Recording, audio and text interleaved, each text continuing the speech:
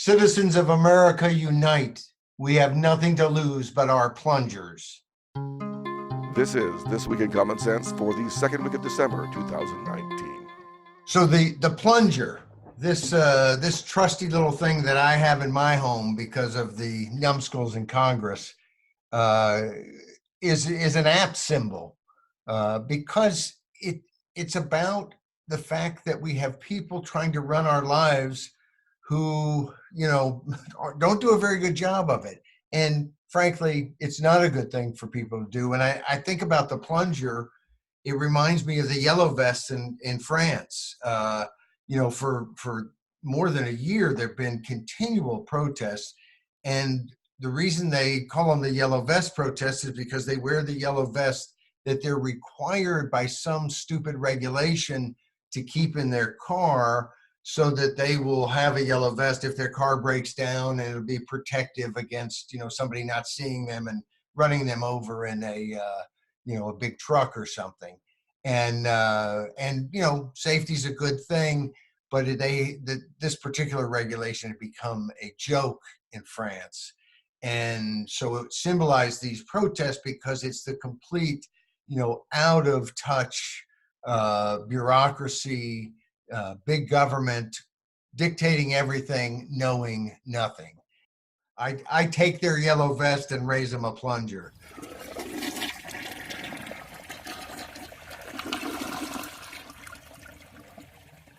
Well, and when we think about protests, there could be a protest. A lot of angst over the Democratic debate that's going to be happening this week, that we wrote about this past week. And basically, the Democrats have an all-white contingent of candidates who are going to be on that stage. And oh my goodness, now Kamala Harris had qualified for the debate and would have been on that stage, being a woman of color, but dropped out, and so now it's an all-white entourage and for the Democrats. And of course, they're kind of sick about it, and it's they love diversity, and yet they don't have a diverse crowd. Well, in a lot of ways, they do have some diversity, and the idea that as we raised in the commentary, what are you going to do? Have a quota system? That's where so much of this is headed, is kind of phony quota systems. But look, women have won the Democratic nomination. We had Barack Obama as president. He won the Democratic nomination. We've had people of color and women and a diverse sort of folks do very well. I think of Herman Cain in the Republican Party at one point, however many years ago that was riding high at one point in the polls. It's clear we have a country that skin color is not the end all and be all when it comes to electing someone to office. And we should celebrate that, not spend much time celebrating it, but to run around with our hands in, our head in our hands because somehow there are white people on the stage, it just seems silly. And of course, you and I and most Americans, I think, are not running around with our heads in our hands, but the Democrats are. The second commentary we talked about this week is this insanity we have, where we have to have some crisis. There has to be some chaotic epidemic, unprecedented, whatever. The world's ending in some new dire way. And there's been so much progress made on smoking. And I happen to think, I don't smoke cigarettes. I don't vape. It just seems to me that, ingesting stuff into your lungs probably isn't a very good idea. I remember my parents used to always say, well, people smoked because they didn't know the dangers. And I thought, no one stands around a roaring fire and tries to get that smoke into their lungs. So I never quite bought that. And I suspect that vaping's not great for you either. Although I've thought People I know and love who smoke cigarettes, I kind of think it'd be a step up if they vaped instead of smoked. That's just my guess. I'm no expert, not advising anybody to do either one, but it's we have this new report that there's a crisis with young people vaping, and Jacob Sullivan at Reason pointed out that the increase in people vaping is more than made up for by a decrease in them smoking cigarettes, and that a lot of the people who are vaping very infrequently, whereas more of them were smoking on a regular consistent basis, which is going to get you addicted to nicotine, and you smoke throughout your life. I did smoke when I was 17, 18 years old. It seems like you're not going to feel some of the effects of bad behavior at 17 and 18 years old. You have to wait till you're 40 or 50 and then go, oh, darn, there's nothing I can do about it now. But anyway, so, this is the sort of thing that we always have to have some devil to fight, some crisis. And even when there's success, it seems like our media, our public policy arena is geared toward ignore the successes, hype whatever problem there is, and make it seem like it's absolutely an existential threat. I have to thank my lucky stars that for like the first 50 years of my life, I think it was that much, I never heard the term existential threat, because my goodness, they're everywhere. So we have to constantly push back, and it's one reason why common sense is a great name. Glad Mr. Payne thought it up. Uh, we have to use a little of our common sense to realize that we don't have to run crazy like chickens with their heads cut off uh, over every crisis that we hear about in Washington. And the more we can solve those problems without getting government involved, especially bigger and bigger and further away government, the better. The one commentary this week that it was so nice to do was about the plunger politics and the fact that our politicians have managed to screw up our basic plumbing. It was working just fine. And then, I happen to have purchased a home in 1998. That's when these low flow toilets first hit the market. And I understand they've gotten better, but they're still a huge problem. But especially if you bought a house in 1998 or 1999. So they're a real hassle. And one of my first, actually, it was the second commentary I ever did with Common Sense was about, it was entitled "A Congressman in Your Bowl," and suggest maybe we need to get out and get the whatever man it was that used to be in the toilet bowl. Remember the old commercial? Half the audience is shaking their head saying, what the heck are you talking about? But there used to be a commercial where the guy floating in your toilet bowl and the back end of it. I don't know who that was, but if it was a congressman, tell him to get the heck out of Dodge. So we had done that commentary way back then. And frankly, I think there's been improvement, but almost all that improvement has been on the industry side, figuring out how to jump through hoops that they ought not to have to jump through. We have all kinds of environmental things that might make sense, but I want folks in Washington to be looking at how do we get rid of stupid regulations, because they get made all the time. And we don't, we have a lack of any real check on our elected representatives, much less the bureaucracy that they have empowered to write all kinds of rules over us as we live our lives. So, the fact that Trump is focused on something, which was the way I started it, is to point out this is the kind of thing that somebody could become, get reelected as president by focusing on something that matters to real people in their life. Quit screwing up our toilets. Don't make us carry plungers around. I think so often when people talk about regulations, you might be in the mining industry and you might have some sense of the regulations that you're dealing with, that 99.9% of the people are not going to have any clue what you're talking about. These sorts of regulations that change how toilets all over the country are made, and when you see those rolled out and failing in that way, it's a way that the average person can get a sense of, our lives. You buy a better car, you buy a better washing machine. We're always trying to upgrade, constant improvement. It's everything doesn't have to be perfect. It's never going to be perfect. We always want things to be better.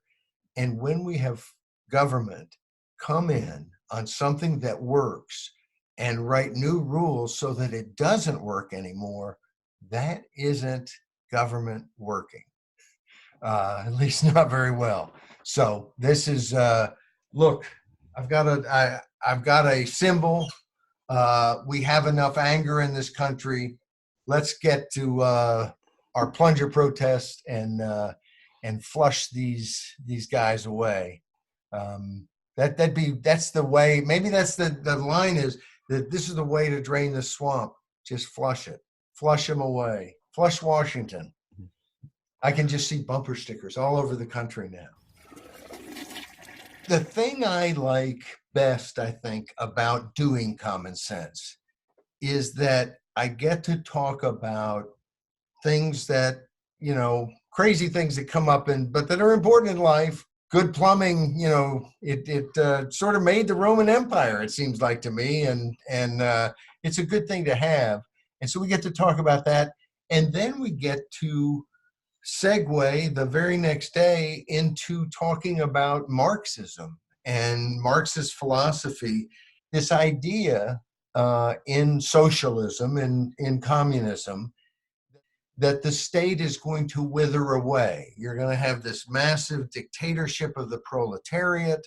It's going to equalize society so everything's wonderful and everybody has exactly what they need. They give exactly what they can give and they get back exactly what they need. Everything's perfect. And then, of course, what do you need a state for? It withers away.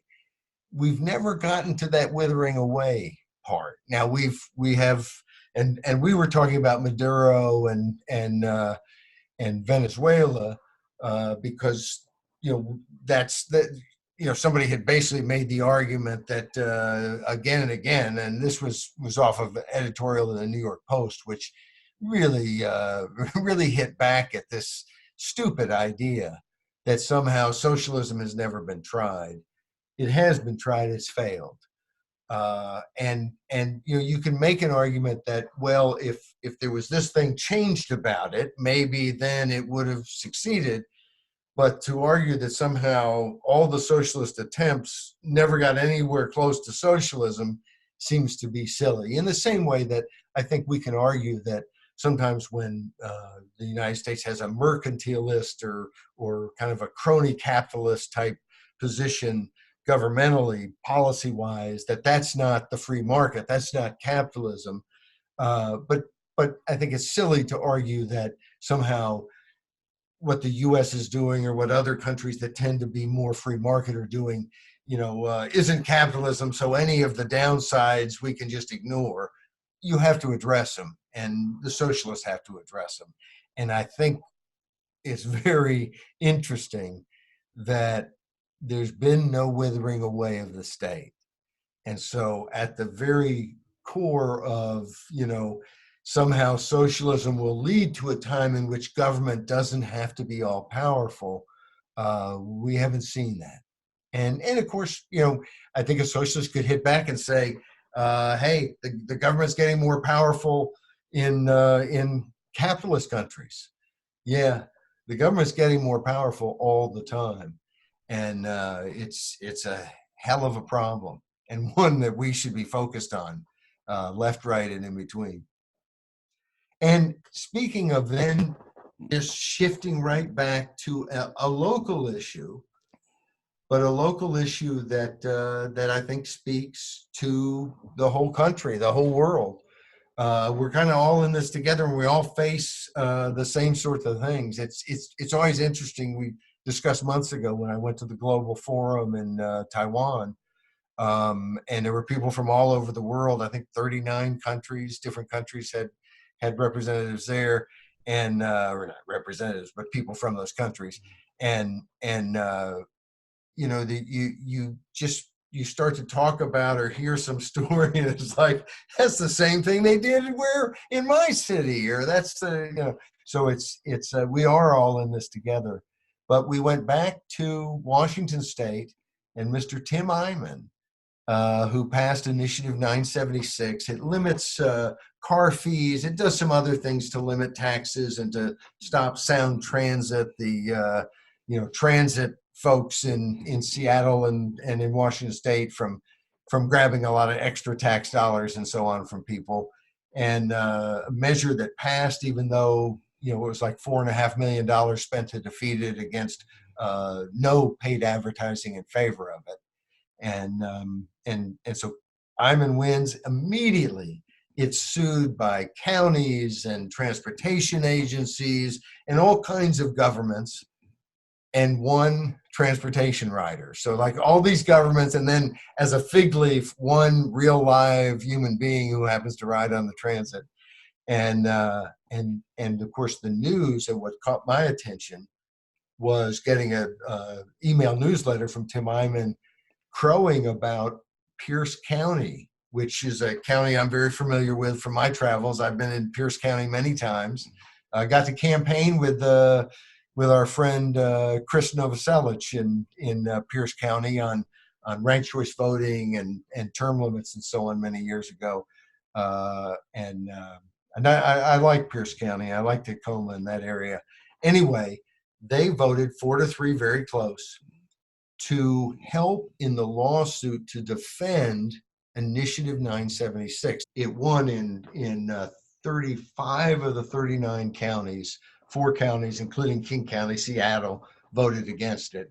But in Pierce County, they voted with 66% in favor of it. And yet still, even with that 2-1 big margin, the city council is split 4-3 in terms of helping. And what caught my attention was Tim Ayman crowing about, here finally is a government that actually came out on the side of the people on an initiative. And it struck me, and not that they haven't supported initiatives that were kind of from them, where the city council is pushing something and it's done through an initiative instead of through the council, and maybe they support it. But in terms of an initiative that came from the grassroots, that didn't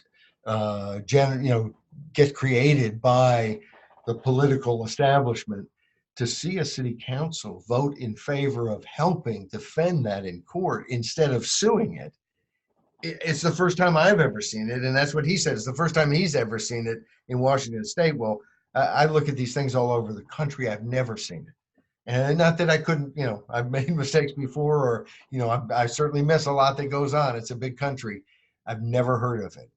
And it just causes you pause to just think that we live in great country, great people, love freedom, great tradition, great laws and protections and rights. And yet it's just almost earth-shattering to think that we have a government at any local level anywhere that's on the side of the people when they vote to say, hey, you're not going to tax us in this way. We're going to limit your authority to tax us this much. It's just unheard of for a government anywhere to be supportive.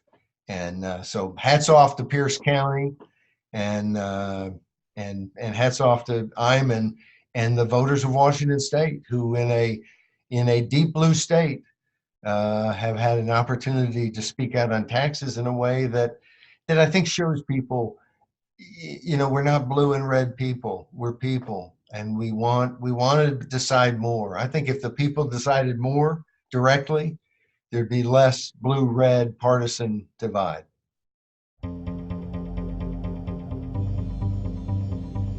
I'm Paul Jacob at thisiscommonsense.com. Each week I write a commentary Monday through Friday, a new one each day. And every Saturday, we do this video to recap what we've learned, what we've said, what other politicians in Washington may have spouted out, and talk about it a little bit. And then on Sunday, you get the audio podcast at SoundCloud and other places.